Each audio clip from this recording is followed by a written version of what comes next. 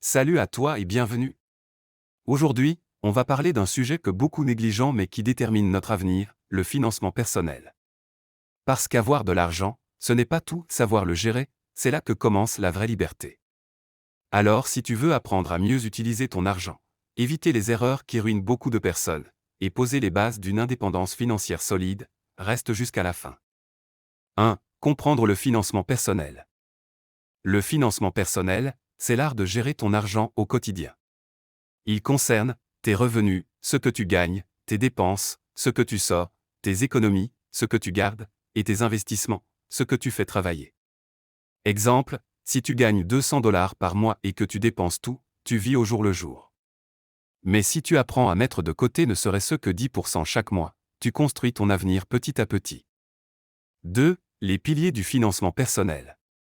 Faire un budget note chaque dépense, nourriture, transport, loisirs, etc. Fixe une limite mensuelle et respecte-la.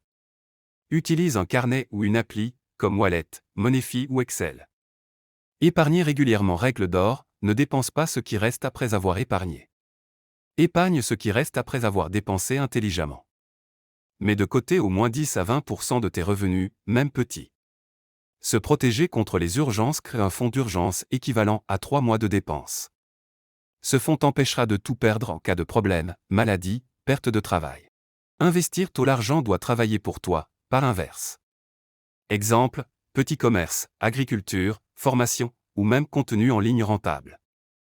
3. Les erreurs à éviter. Dépenser plus que ce que tu gagnes. Acheter pour impressionner les autres. Ne pas suivre ses dépenses. Reporter ses économies. Emprunter pour les choses inutiles, vêtements, téléphone, fêtes. Rappelle-toi, la richesse commence par la discipline financière, pas par le montant de ton salaire.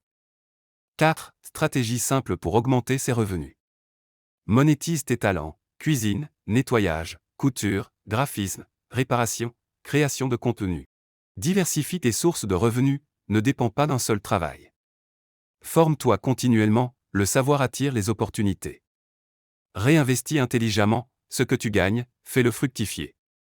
Exemple concret, tu peux utiliser ton épargne pour acheter du matériel de nettoyage, filmer ton travail, poster sur les réseaux et attirer des clients, ton argent devient productif.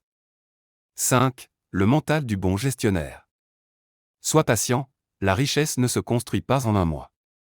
Sois organisé, planifie tes dépenses chaque semaine. Sois visionnaire, pense à long terme, pas seulement à aujourd'hui et surtout, sois discipliné, car sans discipline, aucun plan ne tient. Conclusion.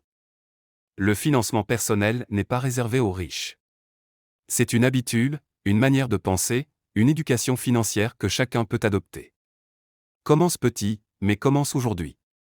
Parce que la vraie liberté, c'est de pouvoir dire « Mon argent travaille pour moi » et non l'inverse.